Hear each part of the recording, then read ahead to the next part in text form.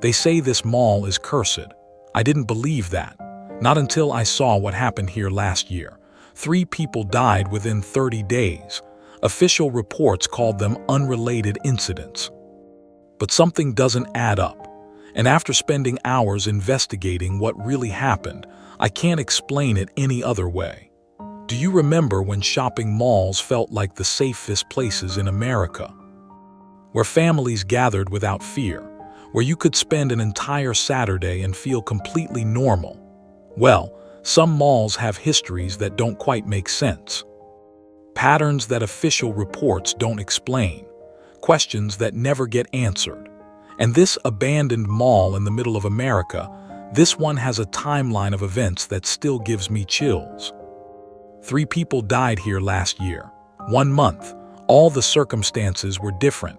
All the official causes seemed plausible on their own, but individually each case made sense. Together. They shouldn't have happened at all. I found the newspaper archives.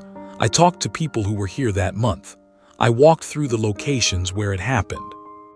And what I discovered suggests something was happening inside these walls that made authorities decide to just let this place go.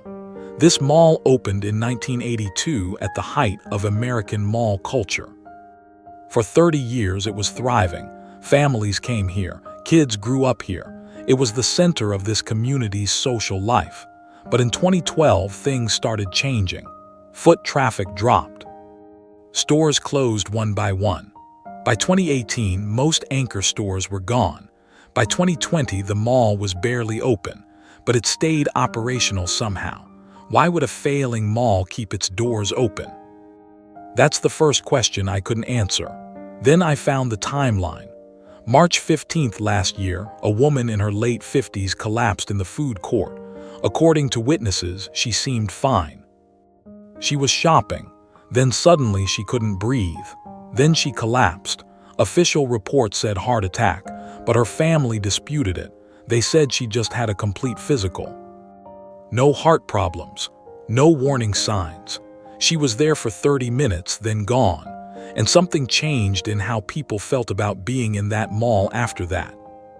12 days later, March 27th, a man in his 60s was found unconscious in the parking garage.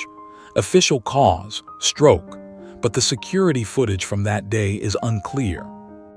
Grainy in a way that almost doesn't feel accidental. You can see him walking through the garage, normal pace, then he stops and he looks up at something. And then his body just drops. Within minutes, 2 unmarked vehicles arrived. Not ambulances, not police. They took the body, and that's where the official story stops making sense. I couldn't find any hospital records. No medical examiner's report. No follow-up, just nothing. Like it got sealed or filed away somewhere. But this family, they knew something was wrong. They knew their father wouldn't have just collapsed randomly, and they started asking questions. Questions that apparently nobody wanted to answer. Then came April 12th, the scariest one. A teenager working retail shift at a store inside the mall went to take a break. Never came back. Her coworkers said she went to the bathroom. Official story became, she ran away. A troubled teen who decided to leave home. Her family disputed this completely. They said she would never do that. She was stable. She was happy. She was excited about her summer plans. She wouldn't just vanish, but she did. And what I found changed everything.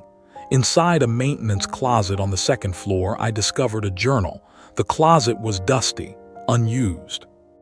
Like nobody had opened it in years. Her handwriting, her name on the inside cover. Her last entry was dated April 12th, the day she disappeared. And I'm going to read her final words exactly as she wrote them.